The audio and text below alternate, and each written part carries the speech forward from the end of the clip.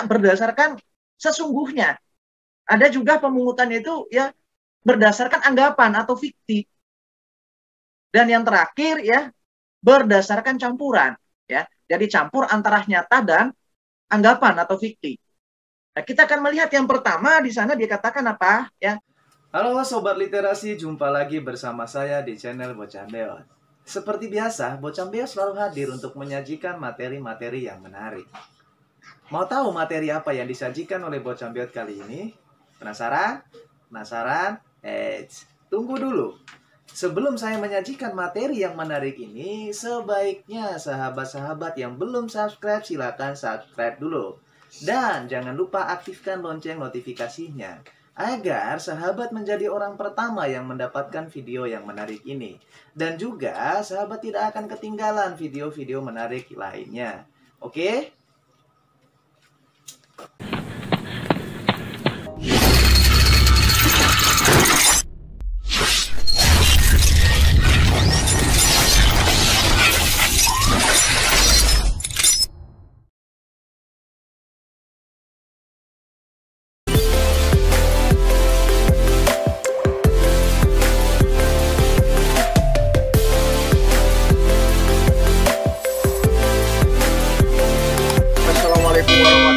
Wabarakatuh.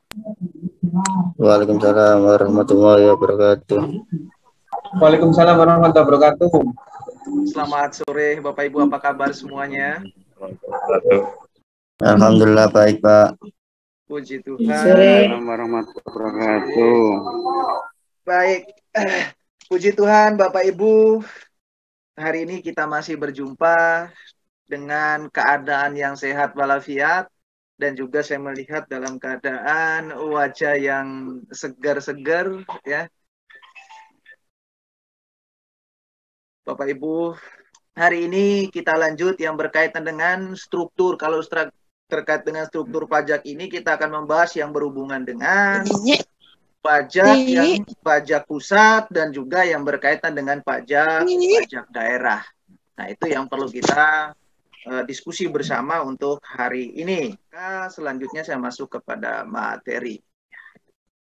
Teori yang berhubungan dengan struktur perpajakan.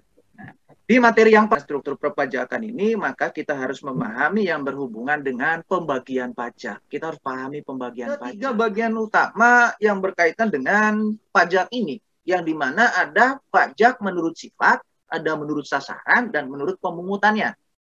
Nah, kita akan coba melihat yang pertama di sana adalah menurut sifat. Ya. Menurut sifat, ya pajak ini dibagi dua lagi. Ya. Yang pertama ada namanya pajak langsung dan juga ada namanya pajak tidak langsung. Nah, pajak langsung di sini yaitu pajak yang pembebanannya tidak dapat dilimpahkan kepada pihak lain.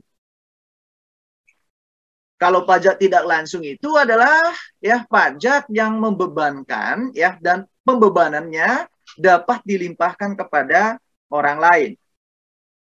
Nah, kalau kita melihat contoh dari pajak langsung ini ya, yang pertama itu saya ambil contoh adalah pajak penghasilan. Nah, pajak penghasilan itu masuk dalam kategori pajak langsung yang dimana tidak bisa dilimpahkan kepada orang lain. Habis itu juga ada pajak bumi dan bangunan. Ada juga bea materai. Dan ada juga yang berkaitan dengan ya pajak daerah dan retribusi daerah. Nah, itu yang termasuk ya dalam kategori pajak langsung. Kalau pajak non langsung atau pajak tidak langsung itu ada yang namanya adalah bea masuk. Ya. Ada bea masuk, ada bea cukai, ya, bukan bea cukai ya, ada cukai, ya, ada bea keluar, dan juga ada yang berhubungan dengan pajak pertambahan nilai. Nah, ini yang masuk dalam kategori pajak tidak langsung. Lalu kita melihat ya pembagian pajak menurut sasaran atau menurut objek. Kalau menurut sasaran dan menurut objeknya, pajak itu dibagi dua lagi, ya. Yaitu ada pajak subjektif dan ada juga pajak objektif. Kalau pajak subjektif itu yaitu pajak yang didasarkan pada subjeknya. Selanjutnya dicari syarat objeknya dalam artian memperhatikan keadaan diri wajib pajak. Yang kedua adalah pajak objektif, yang artinya pajak yang didasarkan pada objeknya tanpa memperhatikan keadaan diri wajib pajak. Nah, Bapak Ibu semua, ya, kalau yang berkaitan dengan pajak subjektif ini, ya, di sini tidak peduli pendapatannya dia itu bersumber dari mana, ya, pendapatannya dia itu bersumber dari mana. Yang dipedulikan adalah apakah orang tersebut ya sudah masuk dalam ya kategori wajib pajak. Nah, kalau dia sudah masuk sebagai wajib pajak, maka ya tidak lagi terlihat di mana ya apa sumber pendapatan yang diperoleh dari wajib pajak tersebut. Nah, beda kalau yang kedua, ya kalau yang kedua itu dilihat dari sumber pendapatannya atau objeknya. Ya. Sehingga kalau ngambil contoh untuk pajak subjektif itu misalnya ada PPH. PPH itu banyak, ya ada PPH ya pajak penghasilan pasal 21, pajak penghasilan pasal 22, 23, ya. Ini yang berhubungan dengan tidak lagi ya memperhatikan sumber pendapatannya dari mana. Baik itu sumber pendapatannya dia itu dari usaha tidak tetap atau sumber pendapatannya dari gaji tetap dan lain sebagainya. Tapi yang terpenting di sini adalah dia adalah sudah masuk dalam kategori wajib pajak. Kalau yang kedua adalah tidak memperhatikan subjeknya, tapi memperhatikan objeknya. Yang dimana ya, yang diperhatikan itu apa yang bisa menghasilkan pendapatan. Jadi tidak mempedulikan terkait dengan keadaan dari wajib pajak. Ya, yang dilihat adalah barang yang dikenakan pajak. Itu yang berkaitan dengan pajak subjektif dan pajak objektif. Lalu yang ketiga adalah yang berhubungan dengan ya pembagian pajak ini adalah menurut pemungutannya. Menurut pemungutannya itu dibagi dua, ya. Ada pajak yang dipungut oleh pusat, ada juga pajak yang dipungut oleh daerah. Ya, kalau pajak yang dipungut oleh pusat itu di mana di sana dikatakan pajak yang dipungut oleh pemerintah pusat, misalnya PPN, ya, habis itu PPNBM, bea meterai dan lain sebagainya. Nah, kalau pajak daerah itu pajak yang memang dipungut oleh pemerintah daerah, baik itu pemerintah provinsi maupun pemerintah ya daerah kabupaten. Misalnya pajak hotel, hiburan, restoran. Nah, itu yang masuk dalam penggolongan yang berhubungan dengan menurut pemungutannya. Dari pembagian pajak ini ya kita akan coba melihat ya mana ajakah yang masuk dalam ya pajak negara atau pajak pusat.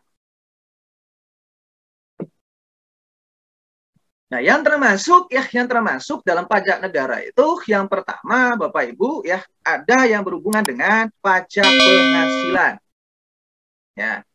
Ada pajak pertambahan nilai dan pajak penjualan atas barang mewah, ya. Habis itu ya ada bea meterai, pajak bumi dan bangunan, bea perolehan hak atas tanah dan bangunan. Nah, ini ya pajak-pajak yang masuk dalam kategori pajak negara atau pajak pusat dan juga semuanya itu adalah ya sesuai dengan ketentuan undang-undang. Nah, lalu yang berikutnya adalah ya karena kita sudah memahami pembagiannya, maka ya kita akan melihat dari segi penerimaan negara. Nah, penerimaan negara itu ternyata ada dua sumber, yang dimana ya pada dua pertemuannya sudah saya singgung ya, yang dimana penerimaan yang terbesar itu adalah bersumber dari pajak.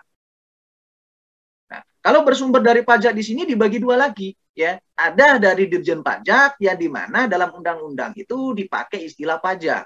Dan juga ada dari Dirjen Bea dan Cukai, ya, yang dimana kalau dalam undang-undang itu biasa yang menggunakan istilah ya pungutan negara, ya, Bapak Ibu. Kalau yang berkaitan dengan bea dan cukai itu ya dalam undang-undang disebut dengan atau dipakai istilah pungutan negara. Namun yang sering kita dengar di telinga kita ya itu semua adalah pajak, ya. Kalau yang non pajaknya itu ada bersumber dari ya keuntungan yang berhubungan dengan ya entitas-entitas yang milik pemerintah. Ya, entitas-entitas milik pemerintah. Habis itu juga yang berkaitan dengan dari pelayanan-pelayanan jasa yang diberikan oleh pemerintah. Habis itu yang berkaitan dengan dari ya biaya administrasi, biaya pengadilan, ya. Ini yang masuk dalam non pajak yang bisa memberikan sumbangsi terhadap penerimaan negara untuk sepenuhnya adalah kemakmuran rakyat. Ya. Yang berikutnya Bapak Ibu yang perlu kita bahas adalah dari penerimaan negara ini ya. Nah, kita lebih fokus lagi terkait dengan Dirjen Bea dan Cukai. Nah, kalau dari Dirjen Bea dan Cukai itu ada tadi ya, ada bea masuk, ada bea keluar, ada cukai. Nah, kita akan melihat dulu yang pertama, bea masuk. Nah, bea masuk itu ya di mana di sana adalah pungutan negara yang dikenakan terhadap barang yang diimpor, ya. Namun di sini adalah berdasarkan Undang-Undang Nomor 10 Tahun 1995, ya. Dan juga ya sebagaimana telah dirubah dengan ya Undang-Undang Nomor 17 Tahun 2006 tentang kepabeanan. Nah, itu yang berkaitan dengan bea masuk. Nah, yang kedua adalah bea keluar. Kalau bea keluar, ya pungutan negara yang dikenakan terhadap barang ekspor berdasarkan undang-undang, ya lagi-lagi Undang-Undang Nomor 10 Tahun 1995. Ya. Dan semua ya, jadi tidak hanya barang yang masuk ya dikenai dengan bea, ya bea masuk ya atau bea keluar, tapi semuanya ya, yang dimana barang-barang yang masuk dan keluar dari wilayah Indonesia juga tidak terluput dari apa? Tidak terluput dari pungutan negara. Yang terakhir adalah cukai. Kalau cukai di sini adalah pungutan negara yang dikenakan terhadap barang-barang tertentu yang mempunyai sifat atau karakteristik yang ditetapkan dalam undang-undang. Ya, undang-undang nomor berapa? Undang-undang nomor 11 tahun 1995. Sebagaimana juga telah diubah dengan undang-undang nomor ya 39 tahun 2007 tentang cukai. Ya, kalau cukai di sini adalah yang berkaitan dengan apa tadi? Barang yang memiliki apa? Karakteristik tersendiri. Ya. Yang memiliki sifat tersendiri dan memiliki karakteristik sendiri. Ya. Nah, yang berikutnya adalah ya kita masuk ke pajak daerah. Ya. Nah, pajak daerah itu ya menurut Undang-Undang tahun 2009 ya nomor 28 di mana di sana dikatakan apa? Kontribusi wajib kepada daerah yang terutang oleh orang pribadi atau badan yang bersifat memaksa berdasarkan undang-undang dengan tidak mendapatkan imbalan secara langsung dan digunakan untuk keperluan daerah bagi sebesar-besarnya kemakmuran rakyat. Nah, dalam hal ini terkait dengan pajak daerah, di depan tadi saya singgung adalah ada pajak provinsi, ada pajak yang masuk pajak kabupaten atau pajak kota. Nah, kita akan melihat mana ajakah yang masuk di wilayah provinsi dan mana yang masuk di wilayah kabupaten atau kota. Nah, yang masuk dalam provinsi ya itu ada pajak kendaraan, ya, ada kendaraan bermotor, bea balik nama kendaraan bermotor, bahan bakar kendaraan bermotor, air muka permukaan, rokok. Nah, ini masuk kepada apa? Masuk ke kas provinsi, ya, atau masuk dalam pengelolaan provinsi. Nah, yang masuk dalam pengelolaan kota atau kabupaten itu ada ya, ada hotel, ada hiburan, restoran, reklame, penerangan jalan, ya. Dan masih ada lagi yang semuanya itu adalah diatur dalam undang-undang ya, Undang-Undang Nomor 28 tahun 2009. Lalu ya, Bapak Ibu yang saya hormati, ya kita masuk kepada yang berikutnya adalah ada retribusi. Kita lebih perinci lagi yang berhubungan dengan retribusi. Ya.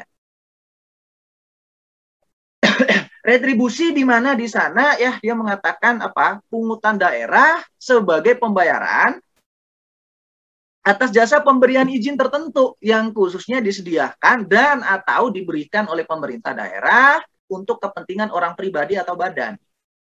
Nah, itu yang dimaksud dengan retribusi daerah. Nah, retribusi ini juga ya tadi masuk dalam ya penerimaan negara.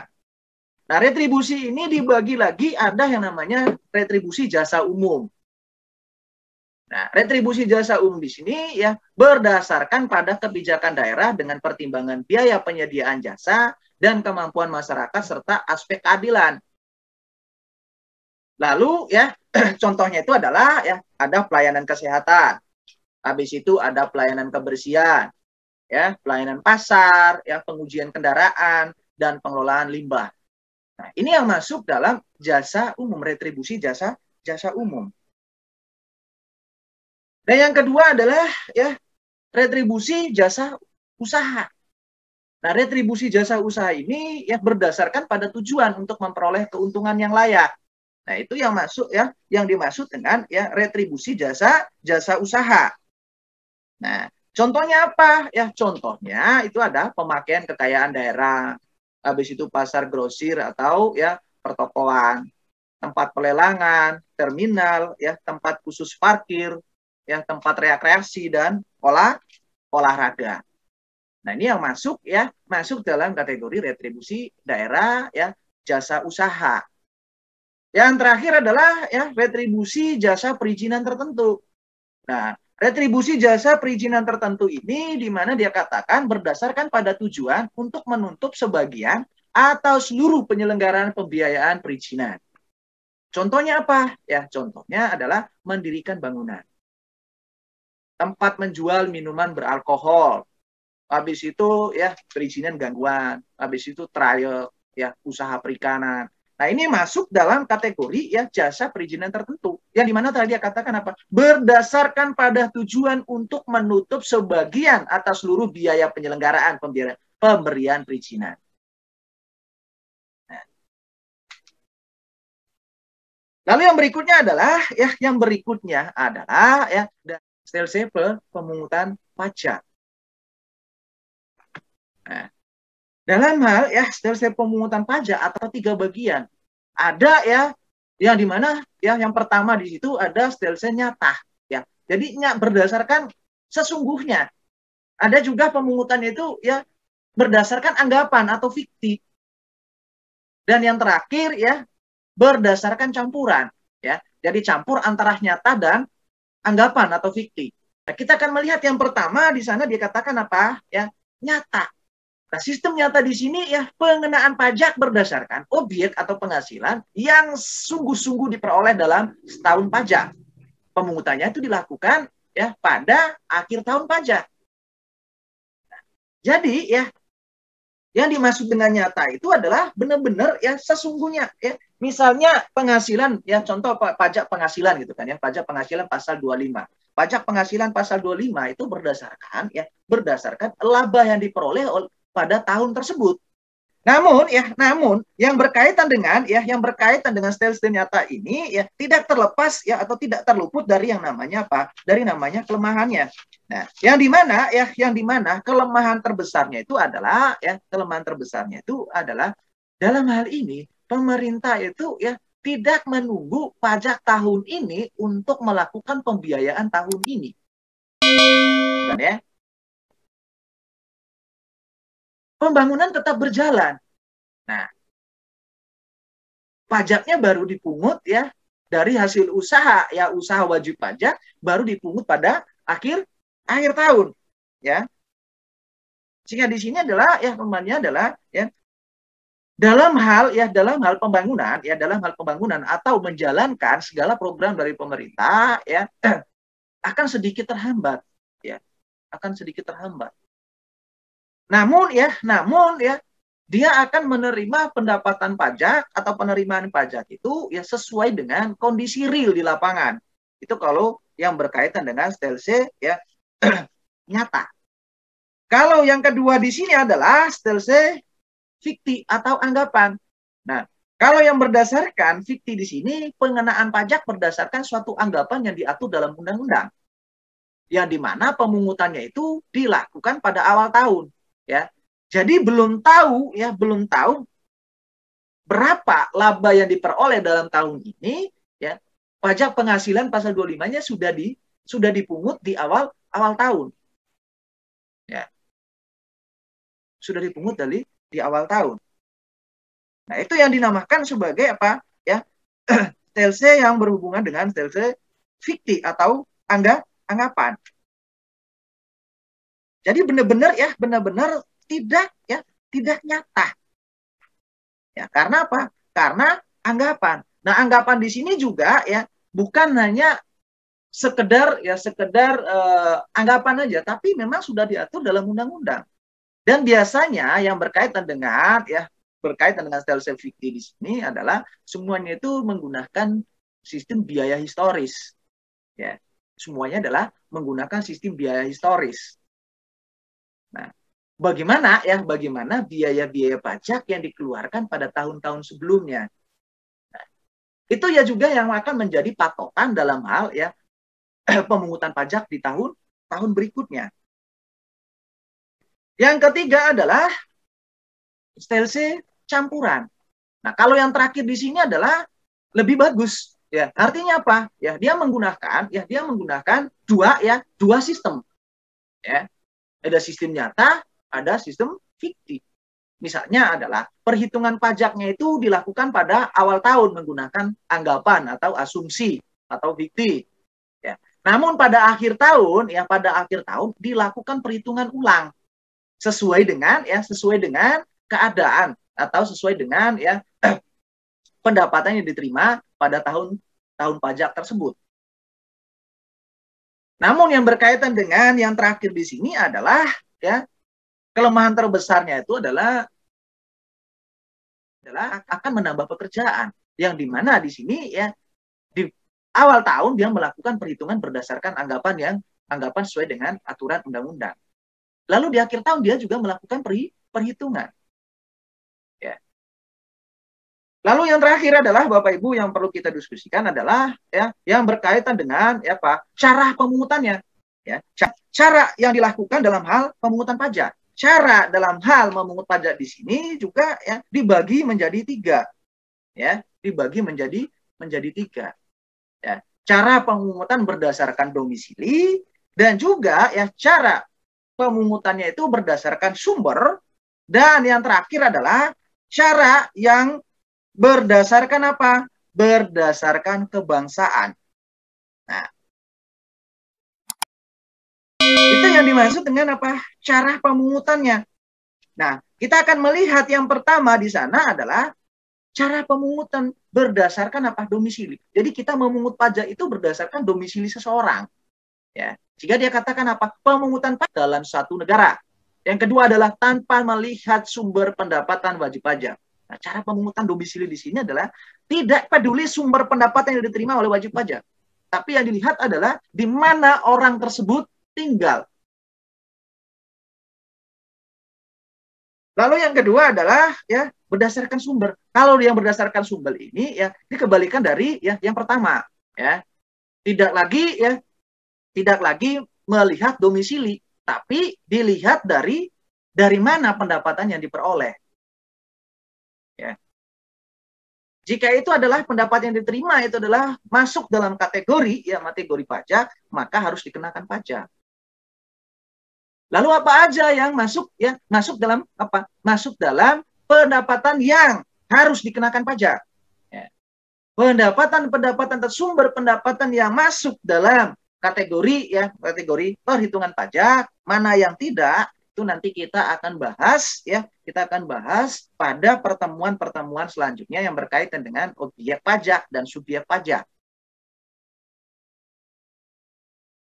Lalu yang ketiga, yang terakhir di sini kita akan melihat yang berkaitan dengan kebangsaan, di mana pemungutan pajak berdasarkan kebangsaan atau kewarganegaraan dari wajib pajak tanpa melihat sumber pajaknya dan juga domisili dari wajib pajak.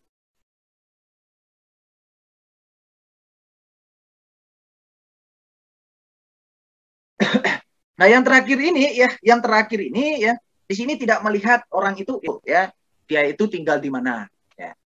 Yang terpenting adalah pendapat yang diterima masuk dalam kategori apa? Masuk dalam kategori objek pajak. Kalau sudah masuk dalam objek pajak, maka itu harus dikenakan pajak. Nah, itu Bapak Ibu ya materi yang perlu kita diskusikan hari ini. Materi selanjutnya nanti kita akan membahas yang berkaitan dengan ya ketentuan umum dan tata cara perpajakan. Dari situ nanti masuk ke subjek dan objek pajak ya. Nanti kita akan bahas di materi yang berikutnya. Ya, untuk itu saya berharap kita ketemu di minggu depan dalam keadaan sehat walafiat, dan saya berdoa mudah-mudahan kita cepat diketemukan di daratan, jangan di darat terus. Nggih, Bapak Ibu, ya kita sama-sama berdoa nggih. Mudah-mudahan secepatnya kita ketemu di daratan. Untuk itu saya akhiri untuk pertemuan hari ini. Wassalamualaikum warahmatullahi wabarakatuh. Waalaikumsalam warahmatullahi wabarakatuh. Sehat selalu, Pak. Sehat selalu. Waalaikumsalam warahmatullahi wabarakatuh. Doa yang sama. Terima kasih, Pak. Ibu semua. Terima kasih. Waalaikumsalam warahmatullahi wabarakatuh.